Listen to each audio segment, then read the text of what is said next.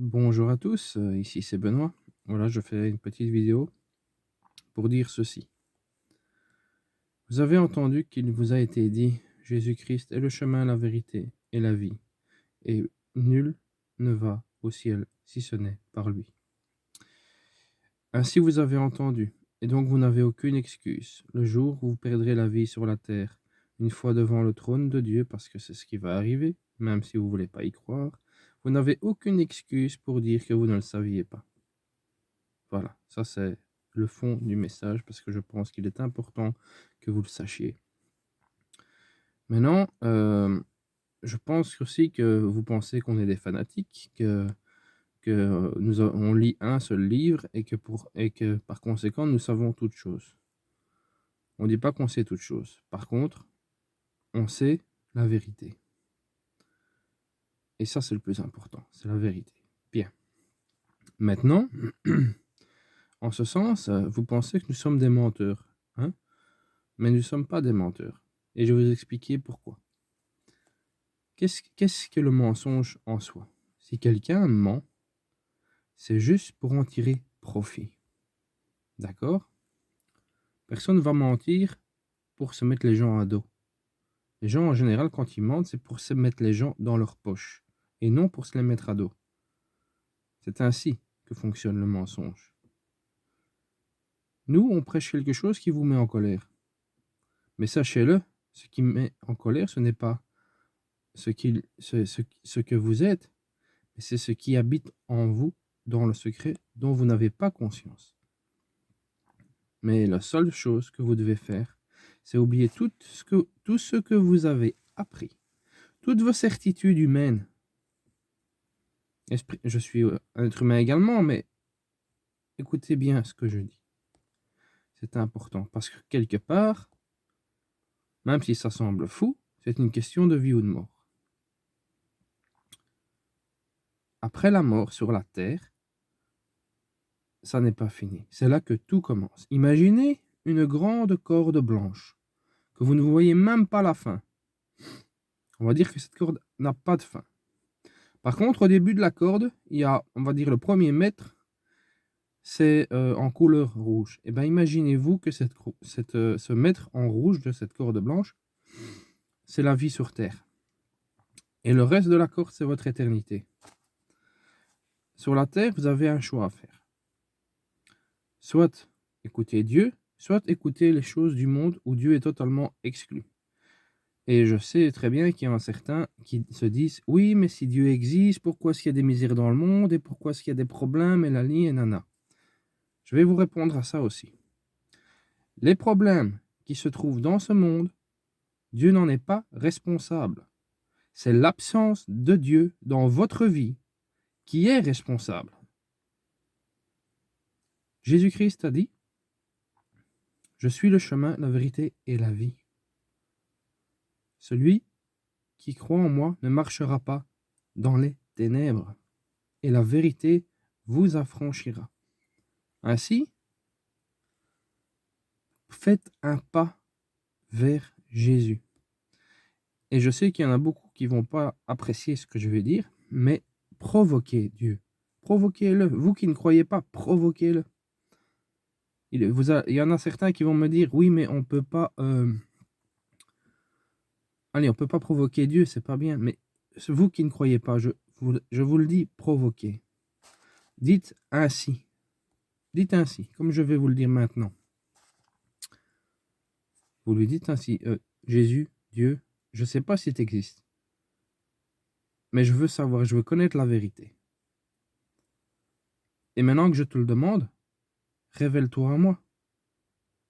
Parce que quand je vais mourir, tu ne pourras pas dire que je ne t'ai pas demandé. Dites-le ainsi. Et je peux vous assurer que Dieu va vous prendre au mot et il va se manifester à vous. Bien sûr, quand vous faites cette demande ainsi, faites-le en toute sincérité de cœur. C'est très important d'être sincère. C'est très important. Maintenant, je vais vous parler de la mort. La mort est mal interprétée. La mort n'existe pas en soi. La mort, ce n'est pas la fin de toute chose.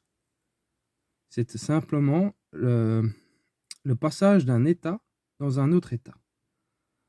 La mort terrestre, elle est là. C'est votre corps physique qui va mourir. Mais votre conscience, votre âme, ce que vous êtes, ne mourra jamais.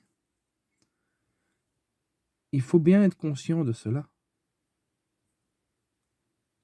Vous avez 2 chemins à suivre. Le chemin qui est très facile, vous suivez le monde et tout le monde qui fait la même chose. Mais sans Dieu, ça aboutira vraiment pas bien, je vous le dis. Par contre, en suivant Jésus, le chemin est pas facile. On n'a jamais dit que c'était facile. Parce on est fort persécuté et regardé, montré du doigt, insulté ou des choses comme ça. Mais, au bout du compte, vous serez dans l'amour, dans la joie et la bonne humeur. Alors, faites ceci aussi. Quand vous aurez rencontré Dieu et qu'il serait manifesté à vous, prenez conscience que vous êtes des pécheurs. Ne vous comparez pas aux hommes de ce monde, mais comparez-vous à la sainteté de Dieu.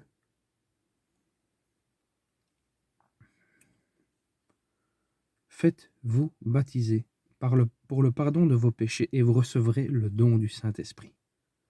Ce Saint-Esprit que Jésus a reçu le jour de son baptême, que vous recevrez aussi gratuitement par grâce. Parce que c'est une grâce. Et qu'est-ce que c'est qu'une grâce? Une grâce, c'est un cadeau. Un cadeau que vous recevez, que vous n'avez pas mérité. Et en recevant le don du Saint-Esprit, vous pourrez mettre en pratique tout ce qui est décrit dans la Bible, qui vous paraît fou. Par exemple, il est dit, tu aimeras ton prochain comme toi-même. Prie pour ceux qui te font du mal, prie pour ceux qui te persécutent. Fais-leur du bien. Si on te fait du mal, fais-leur du bien.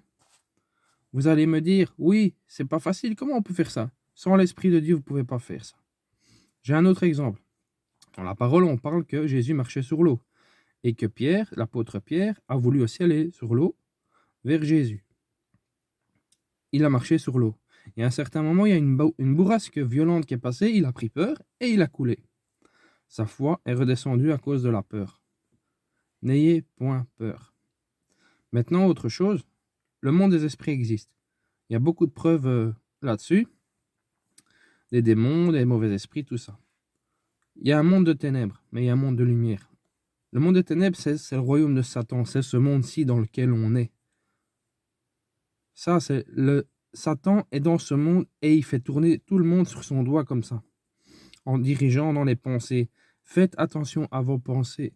Je vous le dis en vérité, vos pensées, il y a au moins 95%, 95% de vos pensées qui ne viennent pas de vous. Les seules pensées qui viennent de vous, ce sont des pensées que vous avez vous-même réfléchies dans votre cerveau. Mais il y a parfois, même quand vous réfléchissez à des solutions dans lesquelles vous avez des problèmes, et il y a une solution qui vient comme si on allume une lampe en 1 seconde. Cette pensée ne vient pas de vous. Discernez vos pensées. Il y a soit des pensées qui viennent de Dieu, et celle-là, c'est pour faire du bien, mais toujours à son prochain. Et il y a des pensées qui viennent du diable. Là, c'est pour faire du mal, même si ça vous semble pas mal. Mentir ou l'impudicité, toutes ces choses. Je vous assure, discernez vos pensées. Elles ne viennent pas de vous. Sachez faire la part des choses. Mais le plus important, c'est rencontrer le Seigneur Jésus-Christ, qui revient bientôt. Il revient bientôt. Je vous le dis en vérité, le coronavirus, ce n'est qu'un début. Il y aura bien des choses bien pires à venir. Voilà. J'espère que cette vidéo va vous édifier, va vous faire prendre conscience, et j'espère aussi que vous serez arrivés au bout de cette vidéo. Je vous bénis pleinement, tous ceux qui voient, même ceux qui ne voient pas, soyez bénis. Soyez bénis abondamment. Que Dieu se révèle à vous dans toute forme de choses. Soyez attentifs. Il est merveilleux. Vous n'avez rien à perdre. Vous avez tout à gagner. Que Dieu vous bénisse abondamment. Tous, qui que vous soyez, quoi que vous ayez fait. Dieu vous aime, qui que vous soyez, quoi que vous ayez fait. Il est mort sur la croix pour vous tous, sans exception. Il suffit de faire un pas de foi. Et la foi, c'est la conviction des choses qu'on ne voit pas et les voir se dévoiler sous vos yeux. Voilà. Je vous aime tous, même ceux que je ne connais pas, je vous porte sur mon cœur. Plein de bénédictions à vous. Que Dieu vous garde et vous protège. Soyez bénis abondamment au nom de Jésus-Christ. À très bientôt.